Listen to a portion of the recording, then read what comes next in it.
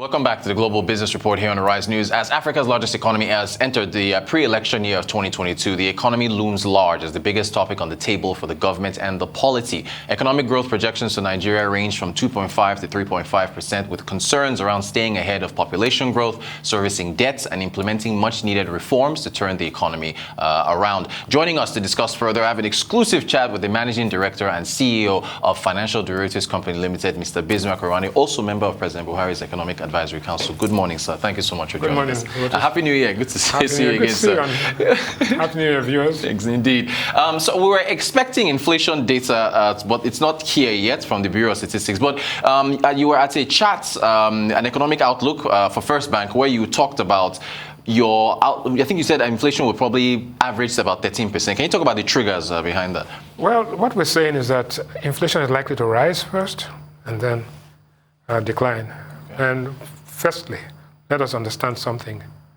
The U.S. inflation is highest level in 41 years, 7%. The U.K., Europe, even China. So global inflation has increased. Our imports come from these countries. Our exchange rate has depreciated. Therefore, it begs logic to see how inflation is likely to be declining. It's moderated for 8 consecutive months, and the figures that are going to come out today most likely is going to show a decline. Having said that, then the question about data integrity comes up, right, and the efficiency of the data collection process. So whilst we await the outcome, it's important to actually begin to figure out what will happen. So there's 4 major things that drive inflation. One, the most important one is high-powered money and money supply saturation.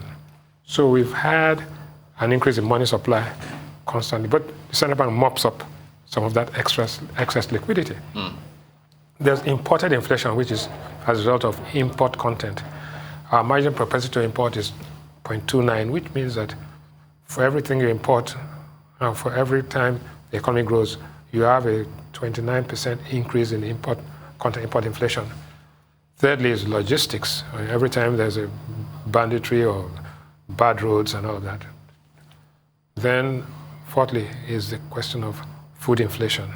Because if imported food items are expensive, people now shift to domestic substitutes, and that pushes up the price. That's what you can see out there. So these are the factors that drive inflation. The magnitude of the inflation increase becomes another issue. I suspect that the magnitude depends to a large extent on consumer disposable income. The consumer disposable income is driven by 2 major factors. One is how much they consume.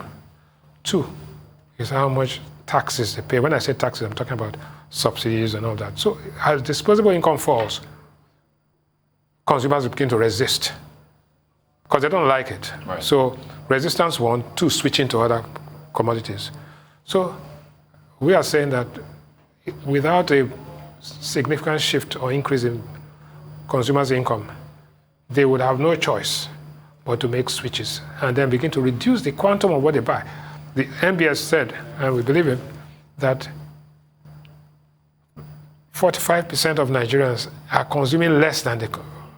First of all, they are consuming something different, but even then, whatever they're consuming, the quantum they're consuming is less, right? And that's why they're probably slimmer than they were a year ago. But that's the reality. So based on this, we have the view that, first and foremost, the money supply, imported inflation will push up prices. As you can see, price of flour is about 22,000 naira a bag compared to 13,500 last year. Yeah. However, once it gets to a point, you can no longer afford bread, you buy yams. When the yams become expensive, you can't buy yams, you go to Gary. Then you go on and on until, you begin to fast. Because the church says that you can fast. But you are fasting not because you want to fast, but because you are fasting because you have to fast. Right. And then, right. So that's what we're going to see. Thank you so much for that, sir. There's some headlines saying that I guess at the same outlook you said, it's not much doom and gloom for Nigeria's economic outlook. But I want to compare your outlook to the Economic Intelligence Unit. They had a more, I guess, a bearish outlook, saying that there were challenges that Nigeria is still having to face. Can you, I guess, take a look at, what they're looking at as far as... Our view, I think what they're looking at is that the Omicron version and distortions to our economic stability would have a more than profound effect on aggregate output. Okay. But our view is that I think the EIU underestimates the size of our informal economy. And the informal economy and the casualization of labor and agriculture, which employs something like almost 42% of our people. These are outdoor activities. In the outdoor activities, first and foremost, you're unlikely to be infected because of the ventilation outdoor. Secondly, because these guys are working in the sun, construction workers and all of that, they have high level of vitamin D. Thirdly, they've all been infected, and so there is a certain level unofficially of herd immunity that either they are vaccinated or uninfected or reinfected. So basically, I think that the hype about COVID-19 is now more than the actual, right? Okay. So to that effect, we have discounted the negative impact of COVID on aggregate output, especially in Nigeria, where there's a lot of casualization of labor. So what does that tell us? It tells us that we'll have growth that is more than required. We are also assuming that in the year, the subsidies will be removed. We are assuming that some political spending will kick in. And we are assuming that some of the carryover base effects, which have won, will now begin to trigger into higher potential. And that potential GDP, the locked up sectors begin to unlock as we go into the election period. So to that extent, we are cautiously optimistic that the growth that we're projecting is about 2.5, 2.75 to 3. That is 6% below potential GDP. It's a move in the right direction, but it will make very limited impact.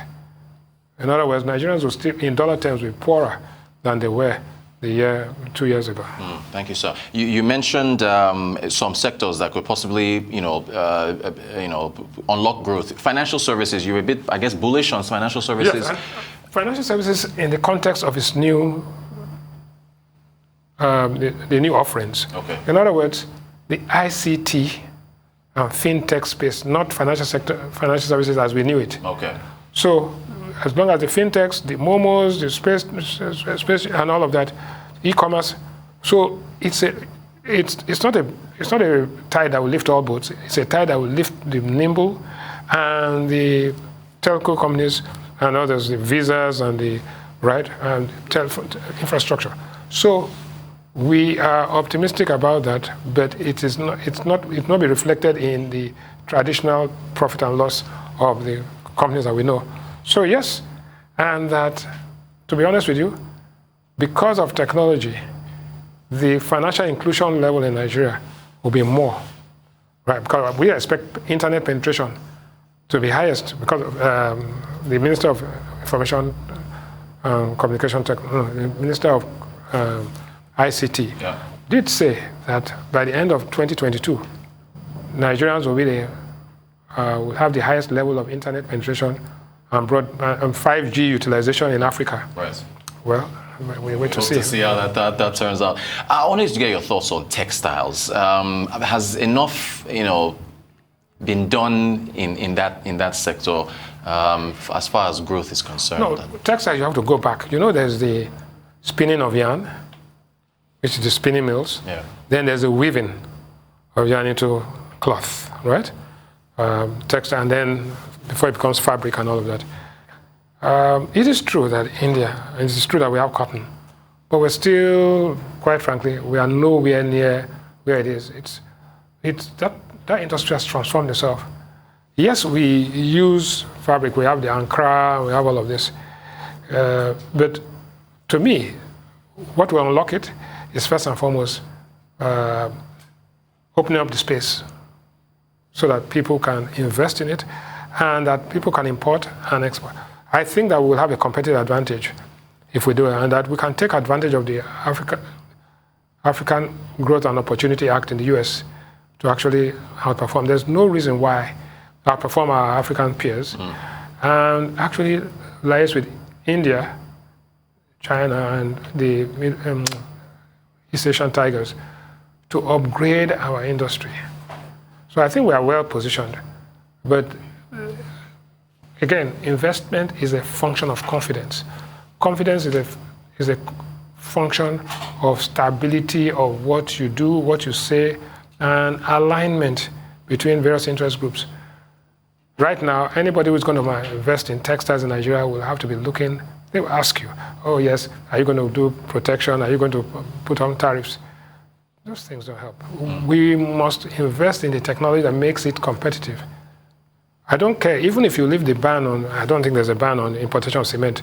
You cannot import cement into Nigeria because the cost of transporting cement to Nigeria is more than even the cost of the cement. So Nigerians will continue and will always buy Nigerian-made cement because the price is good, the cost is efficient, and the product is of quality. So I think the same thing happened with our textiles. There's no reason why our textiles cannot compete. There's no magic to making good textiles, good fabrics, especially because we use it. Even if the army and the police alone were to use our locally manufactured, right, and school uniforms in this country, right, the market is huge. Fantastic. Power, sir. The power sector. No, that's a sad story. It's a sad story. Yeah. There are no silver bullet. The reality is that the power sector, the guys who bought it, right, bought a poison chalice. Right? Yeah. It was quoted as a good thing, but quite frankly, it was a poison chalice. Now, what do? Let's face it. We saved the banks when Sanusi was there with 3 trillion naira, which became, right? Right. Total debts outstanding to the power sector, maybe 1-2 trillion naira.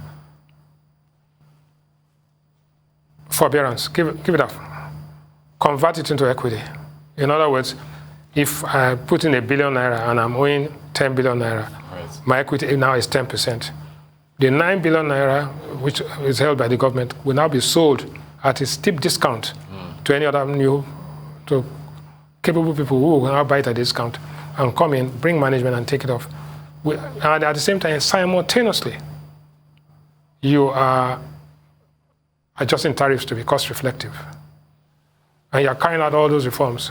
Because the grid, I was reading the headlines of the papers today, 2,300 megawatts is what we're producing. Wow. Jesus Christ, that has to be the lowest power per capita in the world. Right.